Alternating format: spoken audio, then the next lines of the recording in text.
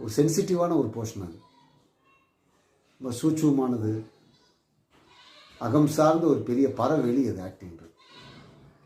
அது வந்து புறம் சார்ந்த வெளி அல்ல, அகம் சார்ந்த வெளி. புறம் சார்ந்த வெளியை உள்வாங்கி அது அகம் சார்ந்த வெளிக்குள்ளே வந்து நடிப்பு பயணிக்குது. நடிகனுடைய நம்பிக்கையும் அவனுடைய பயிற்சியும் அவனுடைய ஒருமுகப்பட்ட மனநிலையும் அவன் கொண்டு போகுது நடிப்பு கலைக்குள்ள. நடிப்பு கலையை ரொம்ப ஆழ்ந்து நீங்கள் போனீங்கன்னா கடைசி அது ஆன்மீகத்தெல்லாம் முடியும். எல்லாமே எல்லா கலைகளுமே அது கொஞ்ச நாள் உங்களுக்கு டைம் எடுக்கும், அந்த புரிதல் வர்றதுக்கு டைம் எடுக்கும். இது எல்லாமே அங்கே தான் முடிவு நிறுத்தும் லாஸ்ட்.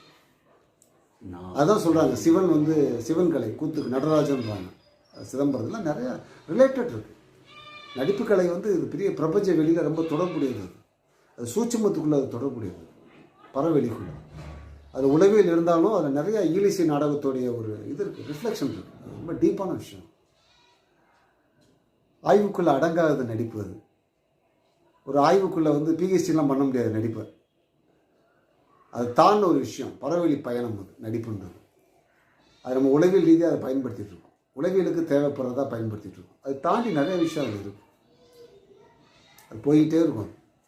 அதை வந்து நம்ம முடிவுக்கு கொண்டு வர முடியாது. பட் இது இருந்தாலும் இந்த பயிற்சி வந்து உங்களுக்கு சினிமா டிவியெலாம் நடிக்கிறது கேமரா முன்னாடி ரொம்ப யூஸ்ஃபுல்லாக இருக்கும். இந்த நடிப்பு பயிற்சி அவங்களுக்கு.